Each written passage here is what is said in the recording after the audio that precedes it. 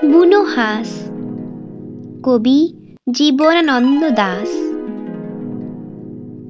পেঁচার ধূসর পাখা উড়ে যায় নক্ষত্রের পানে, জলা মাঠ ছেড়ে দিয়ে চাঁদের আহ্বানে।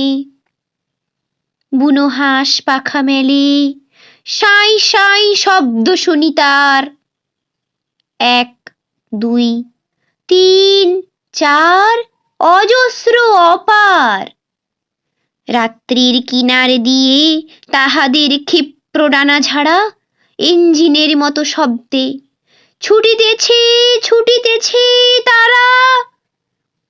তারপর পড়ে থাকে নক্ষত্রের বিশাল আকাশ। হাঁসের গায়ের ঘ্রাণ দু একটা কল্পনার হাঁস। মনে পড়ে কবেকার পাড়াগাঁর অরুণিমা সান্যালের মুখ। উড়ুক উড়ুক তারা পৌষের জ্যোৎস্নায় নীরবে উড়ুক। কল্পনার হাঁস সব, পৃথিবীর সব ধ্বনি, সব রং মুছে গেলে পর উড়ুক উড়ুক তারা হৃদয়ের শব্দহীন জ্যোৎস্নার ভিতর। নমস্কার।